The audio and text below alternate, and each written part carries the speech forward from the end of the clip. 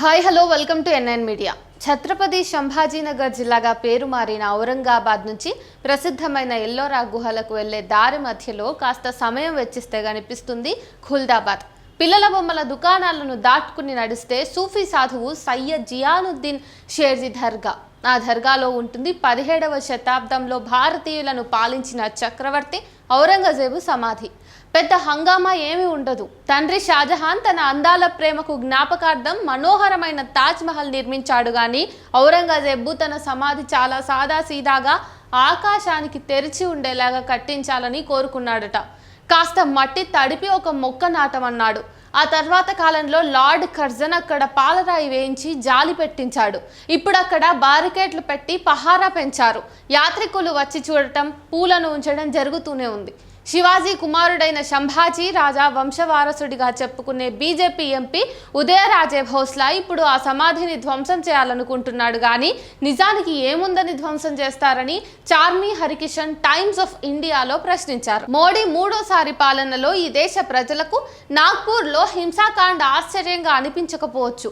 రకరకాల రాజకీయ నేతలు, వ్యాఖ్యాతలు ఇలాంటివి చర్చ చేయటం బీజేపీకే లాభమని సిద్ధాంతం చెప్పొచ్చు.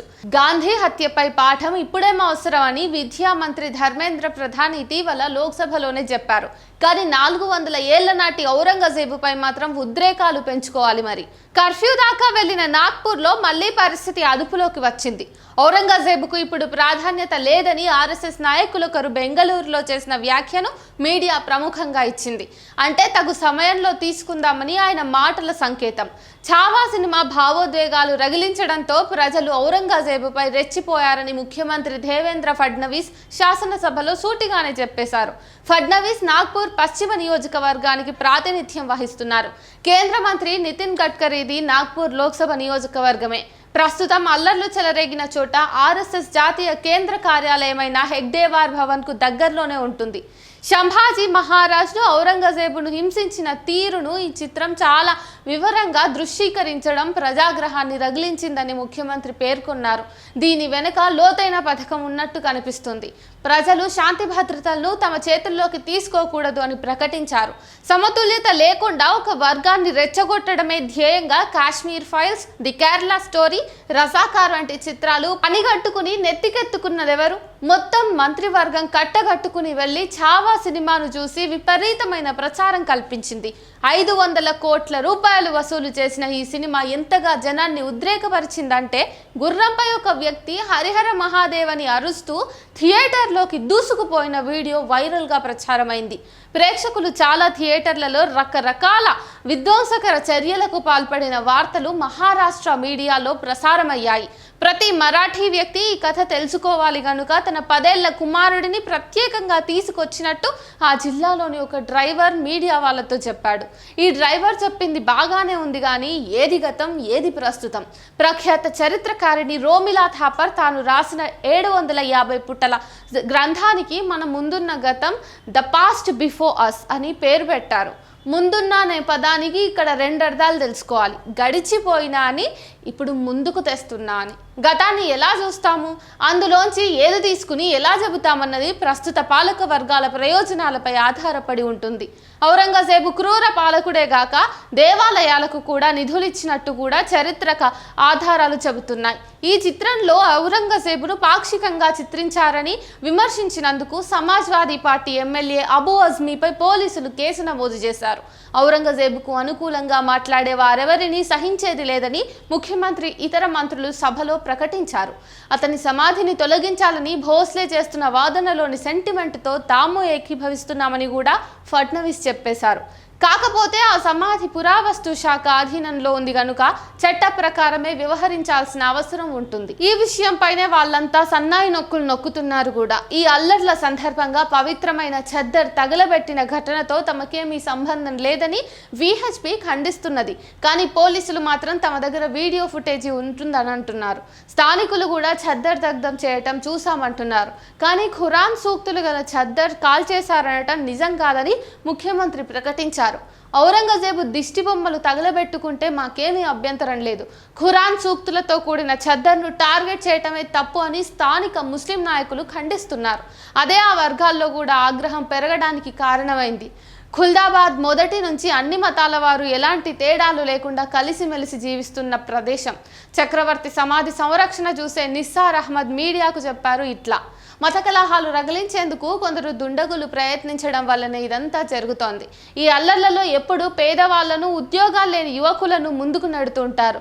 చిచ్చు పెట్టేది ఒకరైతే గాయపడేవారు, నష్టపోయేవారు మాత్రం ఈ కుర్రాళ్లే అని ఆయన ఆవేదన వ్యక్తం చేశారు. పవిత్ర రంజాన్ మాసంలోనే ఇలా జరగడమే మరీ బాధ కలిగిస్తుందని వాపోయారు ఆయన. మొఘలుల చరిత్రను పూర్తిగా తుడిచేయాలని ఎవరైనా అనుకుంటే వారు భారతదేశ చరిత్రనే తిరగరాయవలసి ఉంటుంది.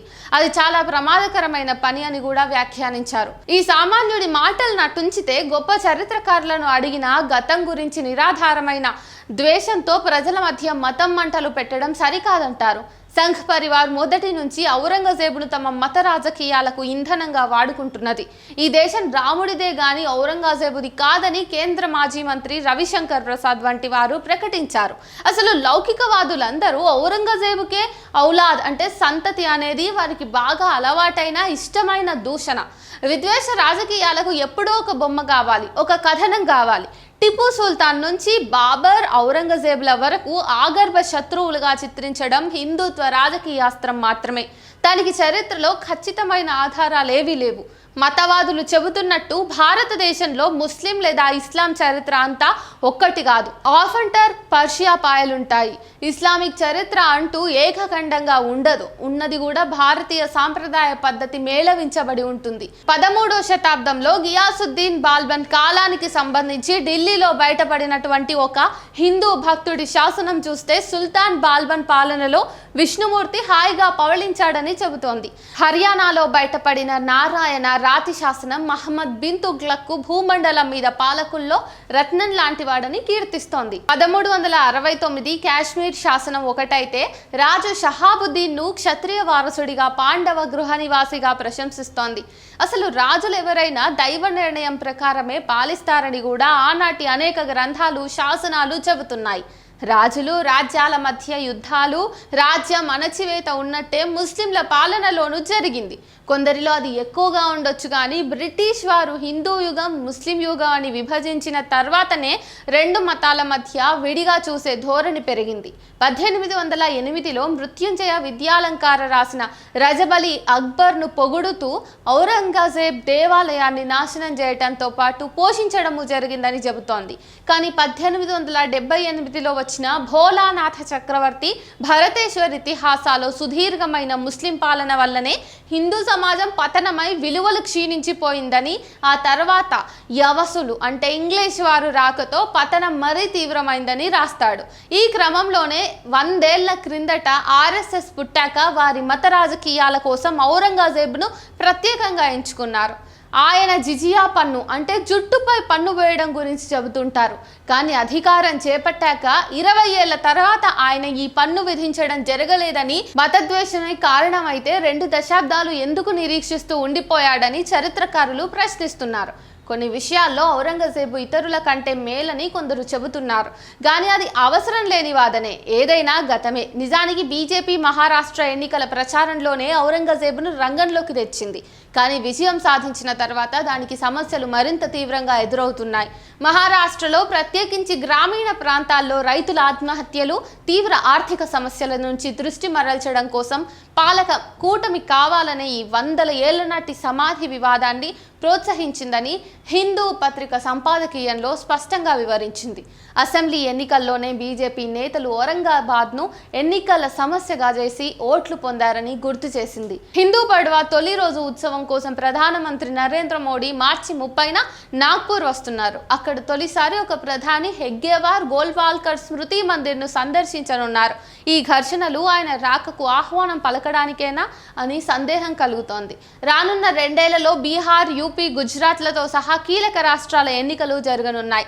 ఔరంగజేబు వారసులు ఇప్పుడు రిక్షాలు తొక్కుతూ బతుకుతున్నారని యూపీ ముఖ్యమంత్రి యోగి ఆదిత్యనాథ్ లోక్సభ ఎన్నికల సమయంలోనే ఎగతాళి చేశారు. ఇక నేరుగా తమ శాసనసభ ఎన్నికలే వచ్చాక ఆయన లాంటి వారు మరెన్ని వివాదాలు ముందుకు తెస్తారో చాలా మంది దీన్ని మరో అయోధ్య వివాదంలా చూస్తున్నారంటే కారణం ఇదే. త్వరలో రాబోయే ఏపీ ఉప ముఖ్యమంత్రి పవన్ కళ్యాణ్ సినిమా హరిహర వీరమల్లు కూడా ఔరంగజేబ్పై కాషాయ తరహా పోరాటమేనని బయట వినిపిస్తున్న మాట.